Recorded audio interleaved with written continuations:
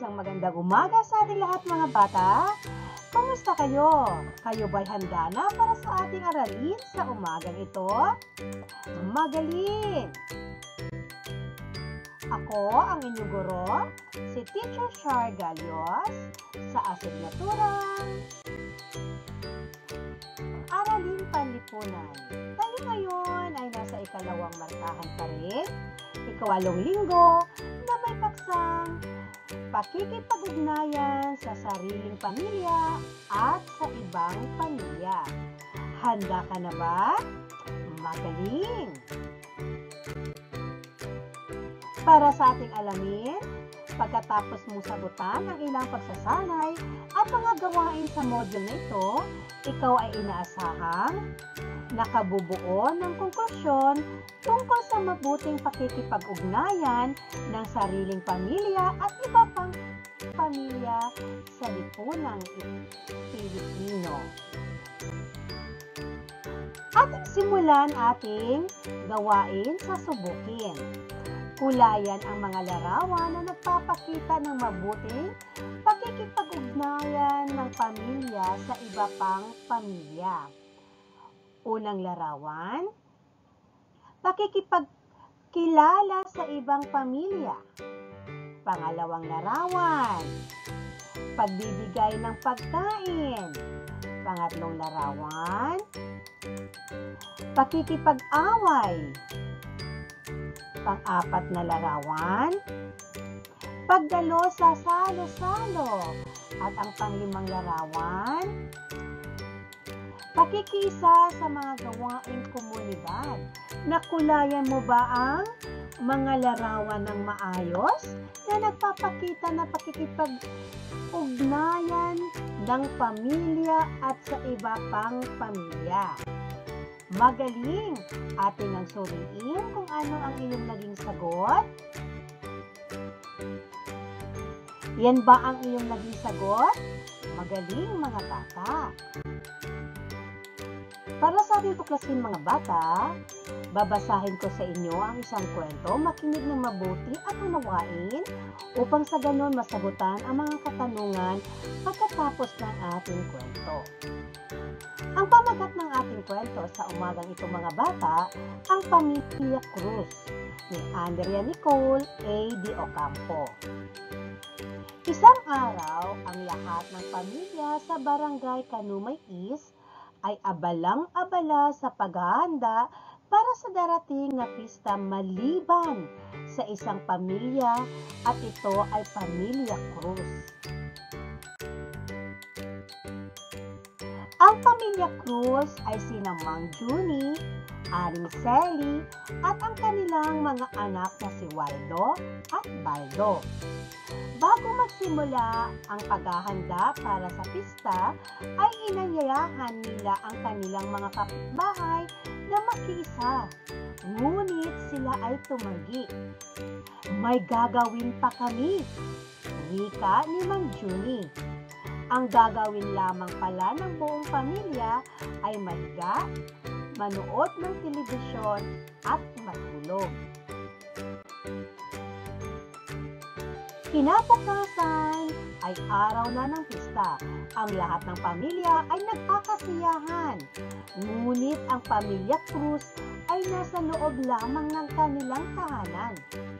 Pinuntahan sila ng pamilya nila Mavi. Tao po, katok ni Mavi. Pagbukas ng pinto ay bumungad si Aling Sally. Bakit? Anong kailangan mo? Wika ni Aling Sally. Pinapatawag po kayo at nagsisimula na po ang kasiyahan, ang sabi ni Mavi. Ngunit sila ay muli na namang tumanggi. May gagawin pa kami.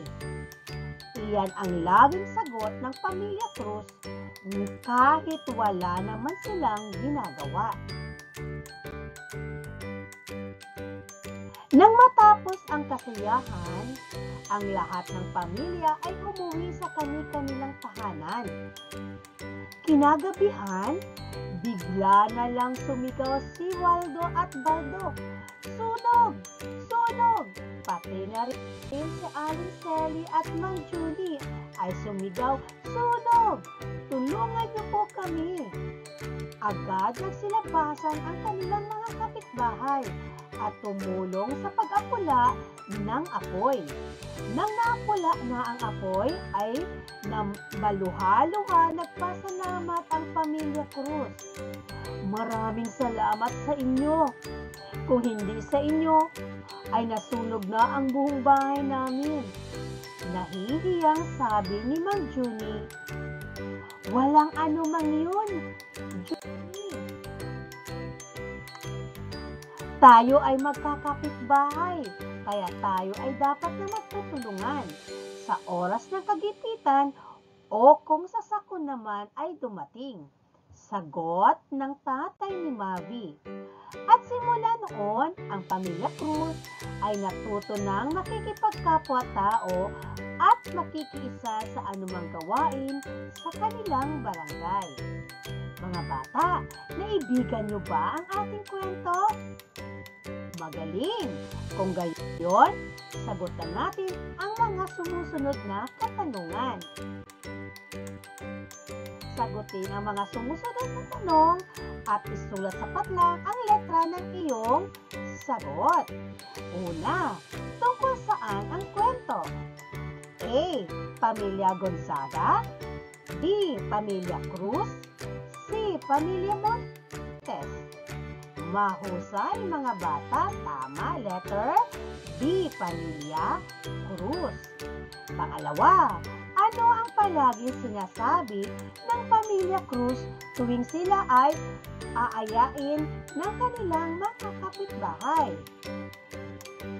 A. Kami ay aalis. B. May gagawin kami. C. Kami ay kakain pa. Mahusay, tama. Letrang B. May gagawin kami. Pangatlong tanong, ilan ang miyembro ng pamilya Cruz? A. 5. B. 2. C. 4. Mahusay. Letrang C. 4. Pang-apat, ano ang nangyari sa pamilya Cruz nang sumapit ang gabi? A. Nasunog ang kanilang bahay.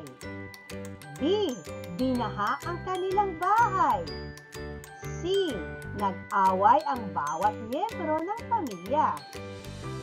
Mahusay. Letrang A. Nasunog ang kanilang bahay. Number 5. Sino ang tumulong sa pamilya Cruz? A. Kapatid. B. Kapitbahay. C. Lolo at lola. Mahusay, tama. Letra B. Kapitbahay. Tama ba ang iyong naging sagot? Mahusay. Mahalagang panatilihin ang mabuting pakikasama ng inyong pamilya sa ibang pamilya upang mamanatiling masaya at tahimik ang inyong lugar. Ikaw ba, may kaibigan ka bang kapitbahay? Siya ba ay binibigyan mo ng iyong mga pagkain? Tama mga bata, maaari mo ding ibahagi ang iyong mga laruan o makikipaglaro ka sa kanya ng maayos. Ngayon naman, hanapin ang mga sumusunod na salita sa loob ng puzzle. Ito ang mga hanapin natin.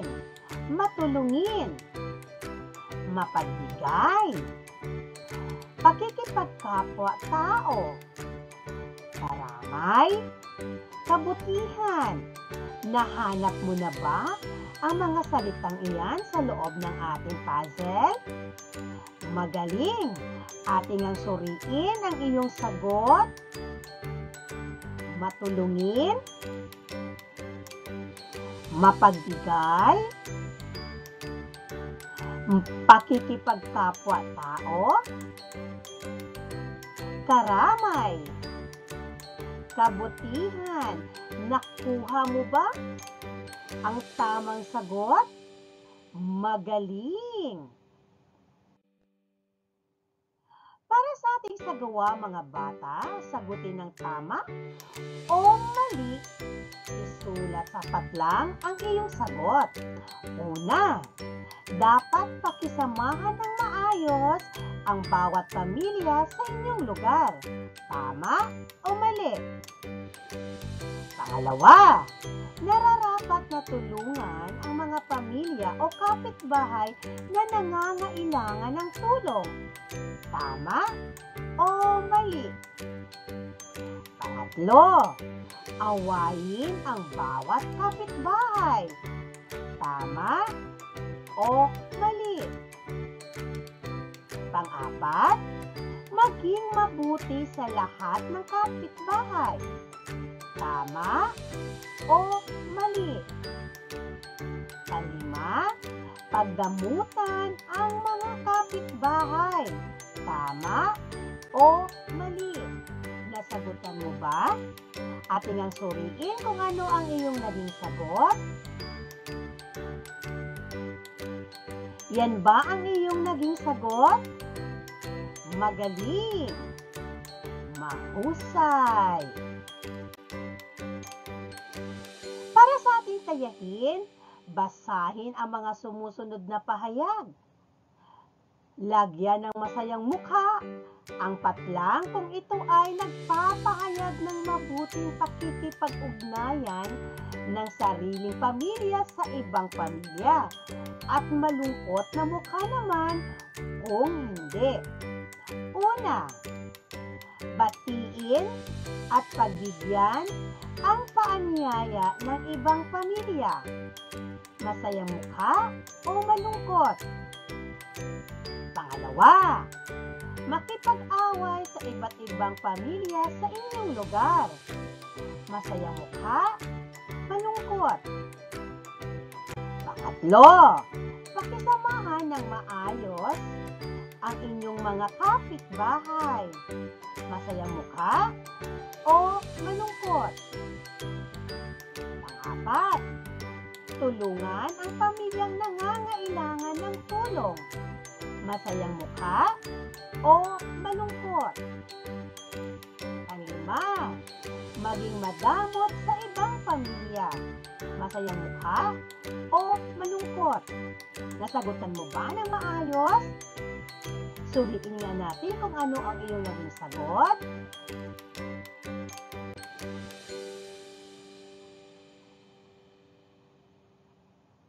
Yan ba ang iyong naging sagot? Magaling! Maraming salamat mga bata sa inyong pakikinig sa ating aralin sa umagang ito sa asignaturang Araling Panlipunan. Huwag natin kalimutan na tayo ay makipag-ugnayan ng mabuti sa ating kapwa at sa ating pamilya. Hanggang sa muli! Bye!